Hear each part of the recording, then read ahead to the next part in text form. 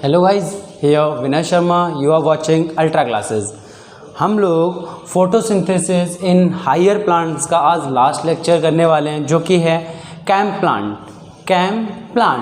ठीक है, अब सबसे पहले बात ये आती है कि कैंप प्लांट होता क्या है ना, क्योंकि अभी तक हम लोग क्या क्या पढ़ चुके हैं इसके अंदर। सबसे पहले हमने C3 साइकिल बाइंड अप करा था, then we will discuss about C4 cycle, फिर हमने C4 साइकिल पे काम किया था।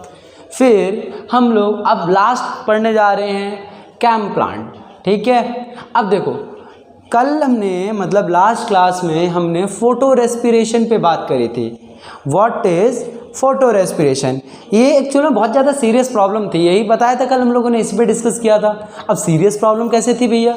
देखो, अगर प्लांट के अंदर आपको पता है फोटोसिंथेसिस करने के लिए प्लांट के लिए सबसे ज़्यादा रिक्वायरमेंट किस चीज़ की होती है?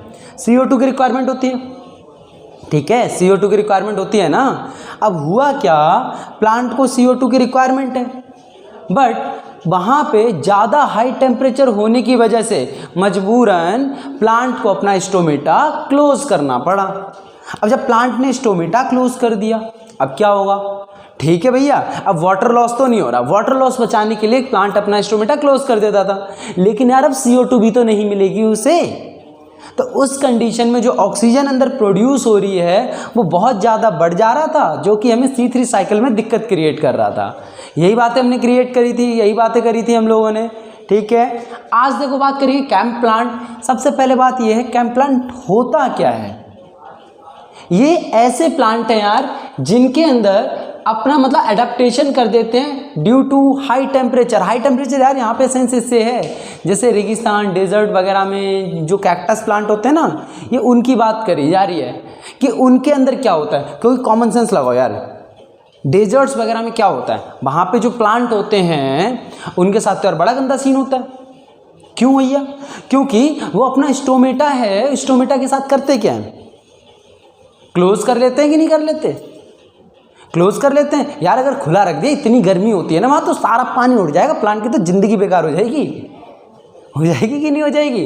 तो वहाँ पे बहुत ज़्यादा फोटो रेस्पिरेशन होगा। तो वहाँ पे आपके आते हैं कैंप प्लांट। अब कैंप प्लांट देखो क्या होता है, इन्होंने बहुत ज़्यादा एडेप्टेशन किया था, बड़ी तगड़ी वाली। इसको हम लोग 2 साइकिल से समझने वाले हैं।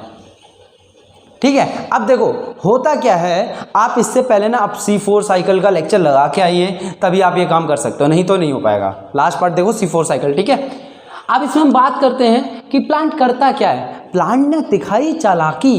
प्लांट ने क्या किया कि मैं नाइट में अलग करूंगा, डे में अलग करूंगा। उनने दोनों मिला के एक साइकिल कंप्लीट करी। कैसे? समझ नहीं आया ना? चलो देखो कैसे। प्लांट ने यार क्या दिमाग चलाया, अगर मैं दिन में स्टोमेटा खोल दूंगा, दिन में अगर मैंने स्टोमेटा खोल दिया तो क्या होगा, मेरा सारा पानी उड़ जाएगा। तो प्लांट क्या करता है, दिन में अपना स्टोमेटा बंद रखता है। अब फिर सवाल उठता है भैया CO2 का क्या होगा? देखो, उन सारे प्रॉब्लम्स के सॉल्यूशन हमें मिलेंगे इसमें। देखो कैसे। एट नाइट में क्या करता है, क्योंकि एक साइकिल है ना, तो साइकिल को कहीं से तो पकड़ना पड़ेगा, हम नाइट से पकड़ते हैं। हुआ क्या, ये मैंने यहाँ पे स्टोमेटा बना दिया, आपको पता है स्टोमेटा यहाँ पे नहीं होता। ठीक है, लीफ मैंने बनाया नहीं, यहाँ पे स्टडी करने के लिए आप देख सकते हो।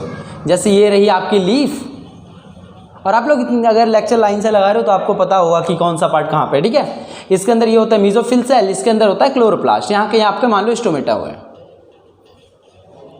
ठीक है, अब हम इस पार्ट की बात करें क्लोरोप्लास्ट की। अब क्लोरोप्लास्ट के अंदर होगा क्या? रात में तो भैया गर्मी होती ही नहीं, क्योंकि सूरज नहीं है। तो रात में क्या प्लांट अपना स्टोमेटा ओपन कर सकता है? डेफिनेटली कर सकता है यार। तो प्लांट ने अपना स्टोमेटा ओपन करा, वही हमने लिखा है स्टोमेटा ओपन। अब स्टोमेटा ओपन होने के बाद हुआ क्या, जो बाहर CO2 है, क्या वो अंदर घुस जाएगी तुरंत के तुरंत? क्योंकि प्लांट को तो CO2 चाहिए। ठीक है भैया, CO2 इन मतलब प्लांट के अंदर CO2 घुस गई, लेकिन प्लांट तो बेचारा अब भी बड़ा परेशान है अपनी ज़िंदगी से। परेशान है कि नहीं है? देखो बेचारा कितना परेशान है, शकल से ही दिख रहा है। क्यों परेशान है भैया? इसकी तो प्रॉब्लम सॉल्व कर दी। अब इसके पास प्रॉब्लम ये है कि इसके पास सनलाइट नहीं है। अब ये CO2 का अचार डालेगा, क्या करेगा CO2 का? फिर प्लांट ने सोचा यार एक आइडिया है मेरे पास, क्यों ना इसको मैं किसी और फॉर्म में कन्वर्ट करके अपने पास रख लूँ।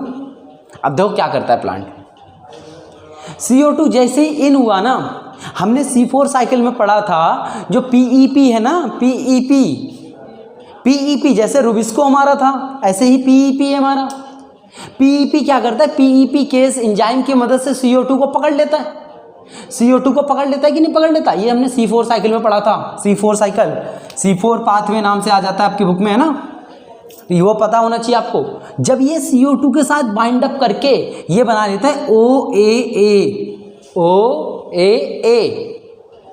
ठीक है। अब OAA आगे कन्वर्ट हो जाता है मैलिक एसिड, देखो एरो लगा हुआ है मस्त वाला, मैलिक एसिड में कन्वर्ट हो गया। अब मैलिक एसिड के बाद क्या होगा, ये जो मैलिक एसिड है ना, ये उस प्लांट का जो वैक्यूल है, वैक्यूल में जाके स्टोर हो जाता है, प्लांट में जाके पूरी रात स्टोर रहता है। देखो क्या क्या हमने बातें करी, ध्यान से सुनो। प्लांट के अंदर स्टोमेटा था, रात में खुला, CO2 गई अंदर, CO2 ने किया क्या, पीईपी के साथ बाइंड अप कर गया। अब भैया बाइंड कर रहा है, पीईपी ये रहा, CO2 ये रहा, दोनों मिल रहे हैं, तो कोई तो एंजाइम चाहिए होगा ना दोनों को जोड़ने के लिए। जो एंजाइम चाहिए उसको बोलते हैं PEP case enzyme. I repeat, PEP case enzyme, ठीक है। अब पीईपी केस एंजाइम क्या करता है भैया, उनने बना लिया OA, ठीक है। अब OAA आगे जाके बन जाता है मैलिक एसिड, जो कि जाके वैक्यूल में स्टोर हो जाता है, सिंपल। CO2 इन, ठीक है, पीईपी के पीईपी केस के साथ मिलकर OAA, वहां से मैलिक एसिड, वहां से वैक्यूल में जाके स्टोर हो गया। ये सारा काम हुआ हमारा दिन का, तो सॉरी रात का, एट नाइट। अब बज्जी आई दिन की, अब आया एट डे। अब एट डे में क्या होता है भैया, अब डे में क्या हुआ, स्टोमेटा उन्होंने कर लिया बंद। प्लांट ने बोला भैया अब मैं अपना स्टोमेटा नहीं खोलूंगा, अगर मैंने खोल दिया तो यार सारे प्लांट जो है, जितना हीट है, सनलाइट, ये सारा उसका पानी चूस जाएगी, पानी बचेगा प्लांट पे नहीं बचेगा ना। अगर पानी नहीं बचेगा प्लांट के पास तो बेचारा जिंदा कैसे रहेगा, सरवाइव कैसे करेगा, नहीं कर पाएगा ना। तो होगा क्या, फिर प्लांट जो है अपना स्टोमेटा दिन में कर देता एकदम क्लोज, मस्त वाला। ये लो भैया क्लोज हो गए।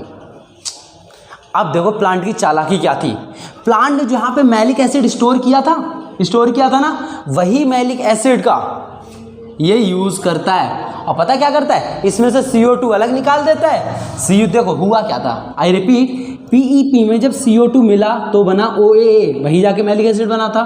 अगर मैं मैलिक एसिड से CO2 निकाल दूंगा तो क्या वापस पीईपी बन जाएगा, जैसे कि पीईपी में जब CO2 जोड़ा तो बना मैलिक एसिड। अब मैलिक एसिड में से CO2 निकालो तो दोबारा बन जाएगा पीईपी। क्लियर ना, यही काम हमने यहाँ पे किया, मैलिक एसिड में से हमने CO2 निकाल दिया, बचा क्या अपने पास, पीईपी, ठीक है। पीईपी तो हमारा ऐसे ही पड़ा रहता है, उसको तो हम यूज़ करते हैं बस एज अ कैटलिस्ट, मान लो कैटलिस्ट की तरह थोड़ा यूज़ करते हैं, नाम दे दो उसे कैटलिस्ट। CO2 निकल गया, देखो प्लांट का काम आ गया दिमाग। प्लांट को दिन में सनलाइट तो मिल ही रहा है, CO2 उसने रात वाले प्रोसेस से ले लिया। क्या इसे मिल गया CO2, मिल गया कि नहीं मिल गया, ठीक है। अब CO2 मिलने के बाद होगा क्या, होपफुली आपने ये वाला स्क्रीनशॉट ले लिया होगा, ठीक है। यहाँ पे काम करते हैं, देखो हुआ क्या होगा। अब आप लोग ये पढ़ चुके हो लास्ट लेक्चर में कि प्लांट इस CO2 का यूज़ करता है C3 साइकिल के लिए। देखो कैसे, यार आप लोग लास्ट लेक्चर लगा के आया करो, ऐसे मजा नहीं आता। रुबिस्को एक एंजाइम था, RUBP की हेल्प से, RUBP की हेल्प से रुबिस्को एंजाइम क्या करता था, CO2 जोड़ देता था और 3 PGA के मॉलिक्यूल बन जाते थे, वे यार एसिड बन जाते थे, 3 कार्बन कंपाउंड। अब ये आगे जाके क्या बनाता था यार, ये बनाता था हमारा एल्डिहाइड है, एल्डिहाइड का रिडक्शन करते थे, जहाँ पे हमें 2 NADH और 2 ATP की जरूरत पड़ती थी। अब इन दोनों का यूज होने के बाद अब अपने को क्या मिला, एल्डिहाइड का रिडक्शन करा रहे हैं, ठीक है। वो सॉरी हम क्या बोल रहे हैं, यहाँ पे एसिड है ना, सॉरी हाँ एसिड था, एसिड का जब हम रिडक्शन कराएंगे तो हमें क्या मिलेगा, एल्डिहाइड। यहाँ से क्या मिल जाएगा अपने को, ग्लूकोज। और ग्लूकोज से दोबारा रीजनरेट होके बन जाता था RUBP। जो ये साइकिल 6 टाइम चलती थी तो हमें जाके एक ग्लूकोज का मॉलिक्यूल मिलता था। यही था ना अपना पूरा C3 साइकिल। यही था C3 साइकिल। तो वही तो यहाँ पे किया प्लांट ने, CO2 चाहिए था, तो यहाँ पे देखो हमने डायग्राम में क्या किया, CO2 निकाल के पूरा C3 साइकिल दिखा दिया आपको। और C3 साइकिल का आउटपुट हमको अपने को क्या मिल गया, ग्लूकोज मिल गया कि नहीं मिल गया भैया ग्लूकोज। तो वही देखो मैलिक एसिड में से CO2 निकला, बचा क्या, PEP, ठीक है, वो तो ऐसा का ऐसा ही पड़ा रहेगा। और दूसरा इस CO2 का यूज करके उनने चला ली अपनी C3 साइकिल और उसे ग्लूकोज मिल गया। अब मन में क्वेश्चन तो बड़ा तगड़ा उठ रहा होगा, भैया दिन में एक बात बताओ, उसे CO2 तो मिल नहीं रहा, नहीं मिल रहा ना। अब जब CO2 नहीं मिल रहा उसे, तो ऑक्सीजन बहुत ज़्यादा प्रोड्यूस करेगा, ऑक्सीजन बनेगा कि नहीं बनेगा लगातार। यार फोटोसिंथेसिस का प्रोसेस हो रहा है दिन में, तो ऑक्सीजन बनेगा, जिसकी वजह से क्या होगा, फोटो रेस्पिरेशन होगा इसके अंदर, फोटो रेस्पिरेशन होगा ना। तो वही चीज़ यहाँ पे लिखा है, photorespiration also occurs in CAM plant. CAM plant हाथ जोड़ लेते हैं और बोलते हैं भैया फोटो रेस्पिरेशन जितना करना है कर लो, कम से कम मुझे जिंदा रखो, मेरा पानी तो छोड़ दो मेरे पास।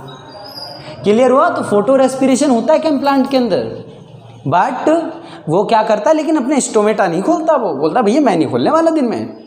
समझ में आया ना पूरा कैम्प प्लांट क्या होता है, ठीक है। और ये कैम्प प्लांट का जरा अब ये देखो फुल फॉर्म, जनरली कहीं लिखी नहीं होती हमारे पास, क्या लिखा है, क्रैसुलेशियन एसिड मेटाबॉलिज्म। इसके नाम पे चलें, ये तो भैया नाम है हमारे पास, क्रैसुलेशियन एसिड का मतलब क्या, एसिड क्या, यहाँ इसके अंदर हमने मिटा दिया यार, हाँ यहाँ लिखा है malic acid. Malic acid form होता है, फॉर्म हो रहा है कि नहीं हो रहा भैया मैलिक एसिड। अब मैलिक एसिड फॉर्म हो रहा है तो होगा क्या, और उसका क्या हो रहा है, उसके अंदर रिएक्शंस हो रही हैं। अब आपको पता है किसी भी चीज़ के अंदर अगर कोई रिएक्शन होती है तो उसको हम क्या कहते हैं, मेटाबॉलिज्म।